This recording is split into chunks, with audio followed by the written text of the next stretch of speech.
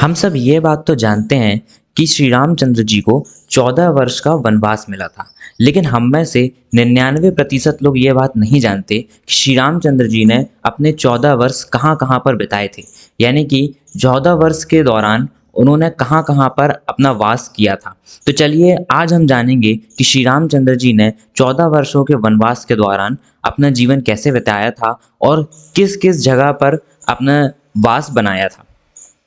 श्री रामचंद्र जी को 14 वर्ष का कठोर वनवास मिला था। उसके अनुसार उन्हें केवल वनों में रहना था तथा उनका किसी भी नगर में जाना प्रतिबंधित था।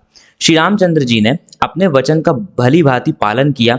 उन्होंने 14 वर्ष तक अपनी पत्नी सीता तथा भाई लक्ष्मण के साथ वनवासियों की भांति जीवन व्यतीत किया।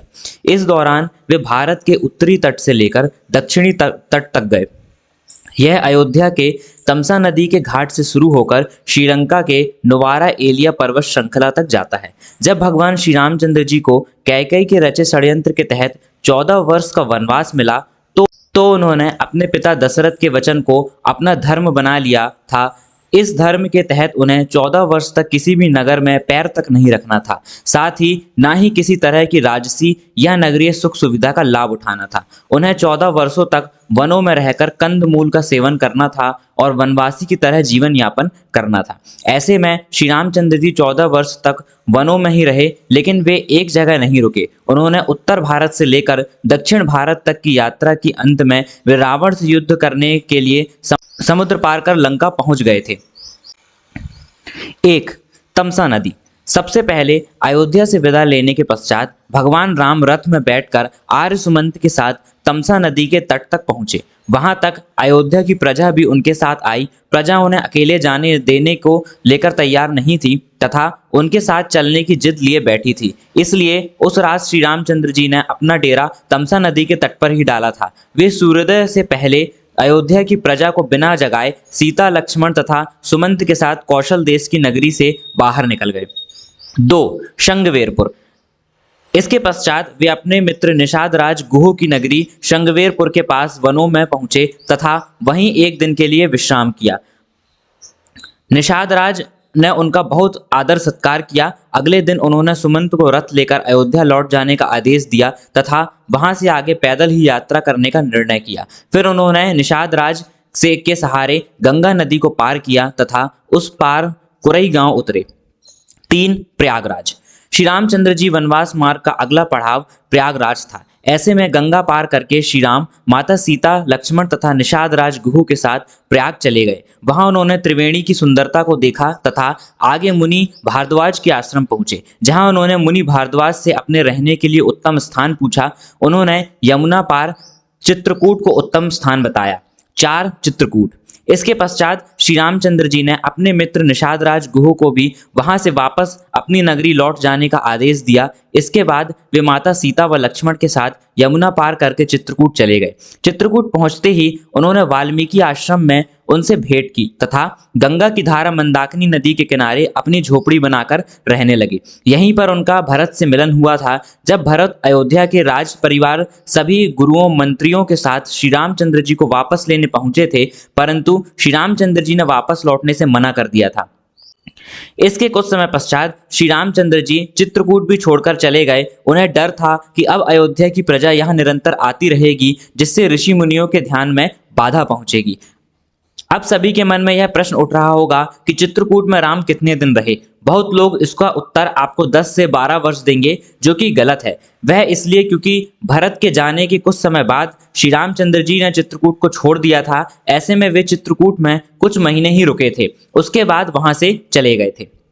5, दंडकारण्य। राम वनवास मार्ग में दंडकारण्य ही वह जगह है जहां श्री रामचंद्र जी ने अपना सर्वाधिक समय व्यतीत किया था। हालांकि उन्होंने एक जगह स्थायी आवास न बनाकर अलग अलग जगहों पर अपना रहना चुना था। दंडकारण्य के वनों में पहुंचकर सर्वप्रथम उन्होंने ऋषि अत्रि तथा माता अनसुईया से उनके आश्रम में जाकर भेंट की। माता अनसुईया से माता सीता को कई बहुमूल्य रत्न आभूषण तथा वस्त्र प्राप्त हुए थे। ऋषि अत्रि से ज्ञान पाकर वे आगे बढ़ गए। इसके पश्चात उनका विरा राक्षस से सामना हुआ था, जिसका उन्होंने वध किया। तब वे शरभ ऋषि से मिले, जिनकी मृत्यु समीप ही थी।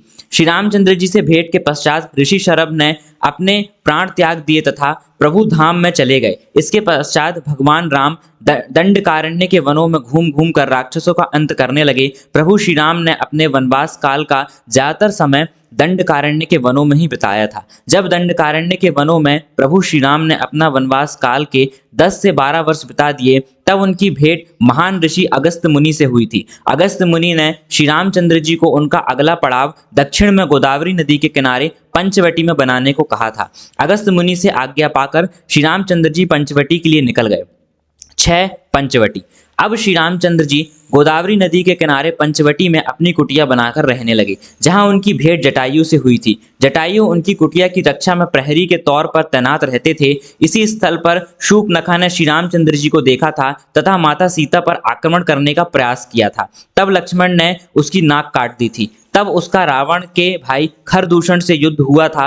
वह श्री रामचंद्र जी ने उनका राक्षसी सेना समेत वध कर डाला था। उसके कुछ समय पश्चात रावण ने अपने मामा मारीच की सहायता से माता सीता का अपहरण कर लिया था। रावण ने उनकी सुरक्षा में तैनात जटायु का भी वध कर दिया।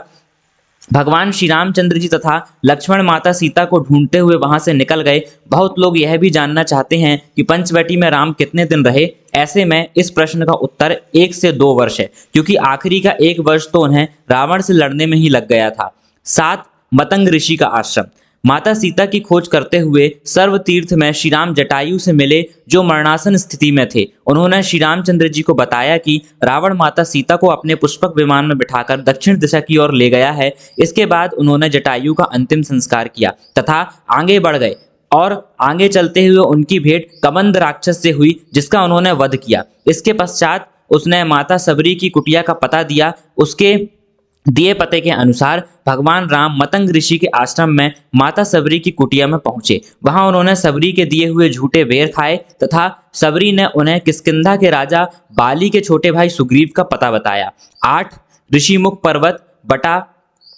ऋषिमुख पर्वत माता सबरी से सुग्रीव का पता पाकर भगवान श्री राम अपने भाई लक्ष्मण के साथ ऋषिमुख पर्वत पहुंचे, जहां उनकी भेंट हनुमान, सुग्रीव, जामवंत तथा उनके साथियों से हुई। सुग्रीव से उनकी मित्रता हुई तथा दोनों ने एक दूसरे को वचन दिया। वचन के अनुसार भगवान राम सुग्रीव को उनका खोया हुआ राज्य किष्किंधा पाने में सहायता करेंगे तथा सुग्रीव माता सीता की खोज में मलय पर्वत और चंदन वनों को पार करते हुए वे ऋषिमुख पर्वत की ओर बढ़े। यहाँ उन्होंने हनुमान और सुग्रीव से भेंट की, सीता के आभूषणों को देखा और श्री राम ने बाली का वध किया। ऋषिमुख पर्वत वाल्मीकि रामायण में वर्णित वानरों की राजधानी किष्किंधा के निकट स्थित है तथा ऋषिमुख पर्वत तथा किष्किंधा नगर कर्नाटक में हमी जिला बेलार में स्थित है।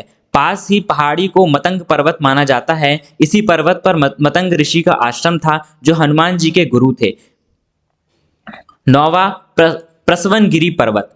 भगवान श्री के द्वारा बाली का वध हो चुका था तथा सुग्रीव को किष्किंधा का नया राज नियुक्त कर दिया गया था। तब सुग्रीव ने माता सीता की खोज शुरू करने के लिए श्री रामचंद्र जी से आज्ञा मांगी, लेकिन श्री राम ने मना कर दिया। वह इसलिए क्योंकि उस समय तक वर्षा ऋतु शुरू हो चुकी थी, जिसमें नदी नाले उफान में होते हैं। इसलिए श्री रामचंद्र जी ने माता सीता की खोज 4 महीनों के बाद शुरू करने के लिए कहा। वनवास मार्ग के यह 4 महीने उनके लिए सर्वाधिक कष्टदायक थे। वचन के अनुसार उनका नगर में प्रवेश करना मना था। इसी कारण सुग्रीव का राज्याभिषेक करने भी किष्किंधा नगरी लक्ष्मण गए थे, ना कि श्री रामचंद्र जी। 10वां रामेश्वरम। 4 मास के पश्चात जब माता सीता की खोज आरंभ हुई, तब हनुमान ने लंका में उन्हें ढूंढने निकले। श्री राम को इसकी सूचना दी गई तथा वे संपूर्ण वानर सेना के साथ रामेश्वरम में पहुंच गए। इस स्थल का नाम भी उन्होंने स्वयं दिया, क्योंकि यहाँ उन्होंने शिवलिंग की स्थापना की थी, जिसे उन्होंने राम का ईश्वर बताया। इसलिए यह स्थल का नाम रामेश्वरम पड़ा। उन्होंने वानर सेना की सहायता से समुद्र पर 100 योजन का पुल बनाया। यह भारत के धनुषकोडी से शुरू होकर श्रीलंका के मन्नार द्वीप को जोड़ता था। इसके पश्चात इस राम सेतु की सहायता से भगवान श्री राम वानर सेना के साथ लंका चले गए।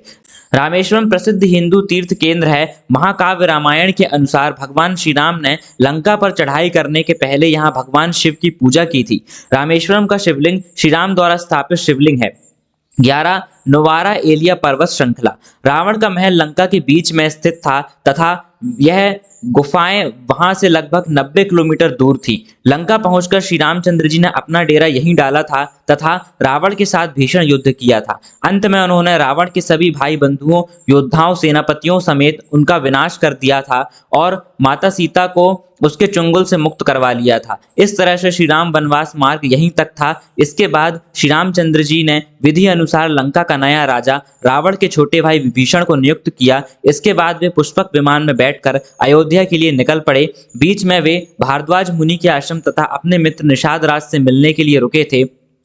इस तरह से आज हमने जाना है कि 14 वर्ष के वनवास में श्री रामचंद्र जी कहाँ कहाँ पर रुके थे।